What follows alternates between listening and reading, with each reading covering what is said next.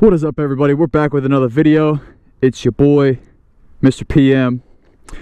Hopefully you guys enjoyed last video. We finally hit 500 subscribers. Once again, guys, I just want to thank you guys. You guys have been great. Been killing it lately. Since we've gotten the 500, we've gained so many new followers. And I appreciate you guys. I do. From the bottom of my heart, I appreciate you guys. In today's video, if you've read the title correctly, we're going to be talking about the 500 class specifically. What that entails, we will get into that further in with the video. Just want to give a little things here before we get in with the video. If you guys did hear from the last video, we are doing a giveaway. I'm not sure exactly on dates, but probably going to be end of September we are doing a giveaway. So drop a comment on this video. Let me know what you guys would like to see. And go over, once again, make sure to follow the Instagram. I will be making a post. Make sure you like that video and drop a comment to get entered in to win free stuff. So, without further ado, we're going to get in with the video today. Peace out, guys. Oh, what is this car doing up here? He's riding in the middle of the road.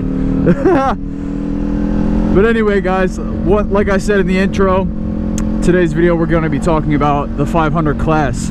And obviously we are going to start things off here on the 500. Since I do own this, best in the 500 class is what we are going to be talking about today.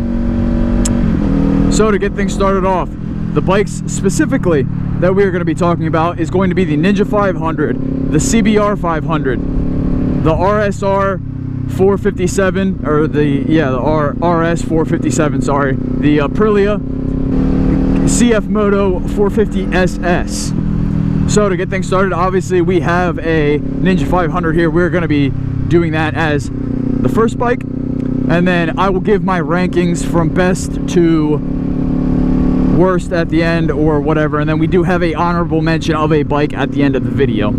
So for the Ninja, we're going to be putting up power figures to start things off. The Ninja 500 in the States here makes 51 horsepower from the factory. It makes 32 torque. The weight of it is 370 pounds with fluids and stuff in it. And price on that is $52.99 starting price for the base model. For number 2, we got the CBR 500. It is making 47 horsepower, 42 torque. It weighs 420 pounds. It is a heavy girl. And it is a pretty pricey one too. MSRPing at $73.99. It's even more expensive than the Aprilia, which is like kind of crazy. Which gets us into our next one. The Aprilia RS 457. And just a quick disclaimer here, guys, these bikes are all 2024s, prices of them, specs, everything like that. The Aprilia makes as well 47 horsepower, 32 torque, and weighs 385 pounds. MSRP is $68.99, so cheaper than the CBR. Surprisingly enough, the CBR is in fact the most expensive in its class. And to finish it out, number 4, obviously I'm doing a rough 500 class for sport bikes. I don't really have, I know there's probably more. And also, once again, quick disclaimer, guys, these are American bikes. I am from America, so obviously I know that there's probably other bikes in different countries and stuff like that. So this is just specifically in America and the specs for these bikes and prices in America. Horsepower numbers for the 450 SS. It's coming in at 50 horsepower, 29 torque, and 370 pounds. MSRPing at $56.99. So a little bit more expensive than the Ninja 500. But with that, you do get a little bit more technology. But yeah, this is just kind of a rough pricing. This is basically, this video is going to be for somebody new to riding that doesn't know much and wants to go out and buy a cheap, lower end, smaller CC bike. Obviously, if you're thinking about getting that specific bike out of the 4 that I've listed, go and look that bike up and look up a review of that bike to kind of get to know if you want that bike or not. I'm just giving rough horsepower figures, prices, weights, things like that. We're gonna go this way and see what's going on up in here. This is literally all new, guys. I've never seen this before. Hopefully I can just kind of ride around. But the CF Moto, there was a guy that commented in a video, I'll put it up right up here, claiming that the 450 is better than the 500.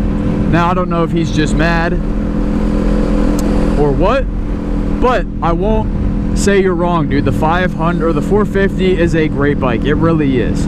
I was actually myself looking at getting the CF Moto 450 SS before I bought the Ninja 500. Reason for me of buying the 500 is because the nostalgia of this bike. I originally started on a Ninja 500, an EX 500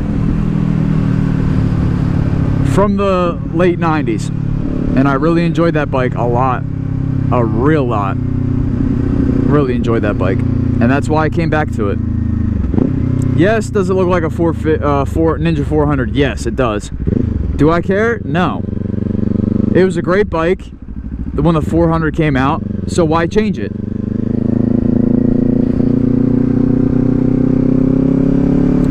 If it ain't broke, don't fix it. And into that point, the Ninja 500 does happen to make a slight bit more horsepower, and I have looked up performance when tuning. The Ninja 500 does tune better than the CF Moto 450. It makes more power. It accepts mods a lot better. Everything like that. It's just, and it's Japanese bikes. That was another reason, was the reliability. I'm not saying CF Moto makes a bad bike. It's just that they are so new, I don't trust them yet enough to go and buy one. A Kawasaki's been out for years, known for being reliable bikes. So obviously I chose that over the CF or the 450 SS. So now we're gonna rank them from best all the way down to worst, and I think you guys may know what our listing is. For at number 1 spot, we have the Ninja 500, the bike that I own, because obviously I'm a bit biased.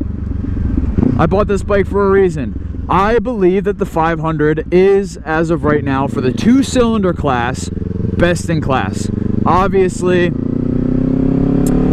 we're gonna get to this too at the end of the video. There is a bike that is also a 500 that I don't know if we are getting in the States, but if we do, we may have to buy it. We'll see. But in the 500 class, as for 2 cylinders, the 500 to me is the best.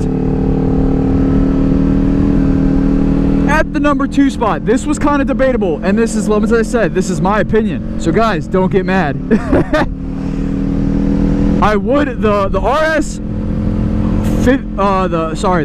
RS 457. God, that's a freaking, I'm getting too many numbers and too many names in my head right now.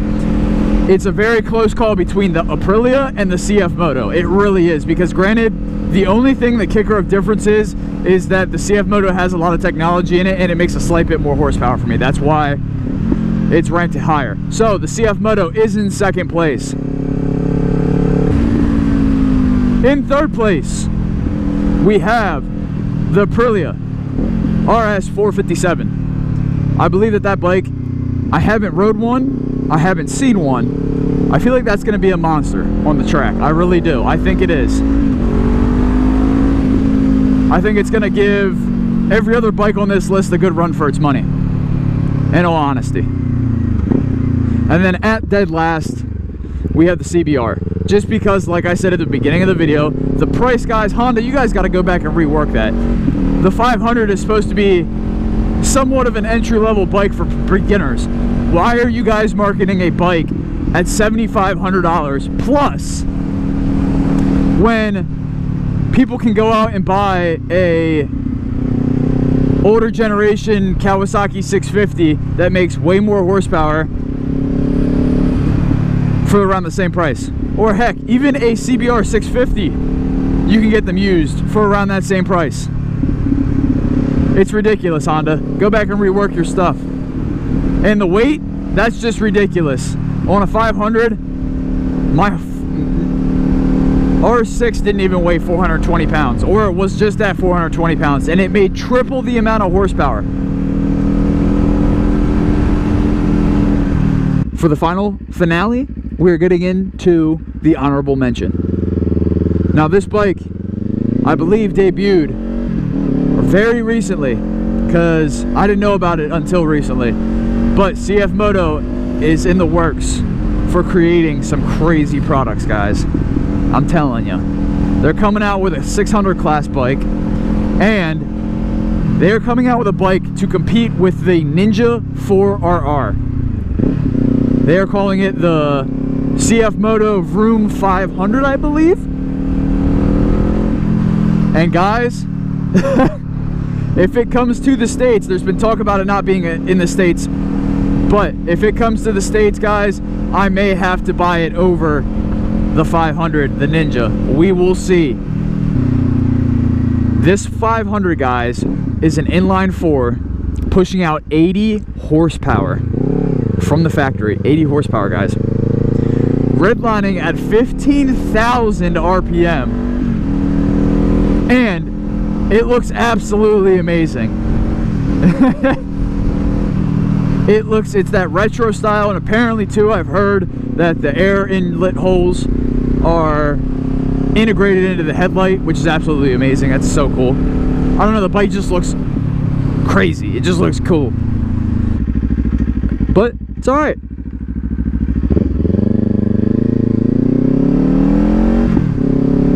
Once again, guys, like I said, drop a comment on what you thought of the video and what your ranking would be for the 500 class. If I missed any bikes that should have been on this list, drop it down below. Or if you think my ranking should have been any different. If you guys did enjoy, make sure to hit that subscribe button, turn on notifications so you don't miss out on the video. And yeah,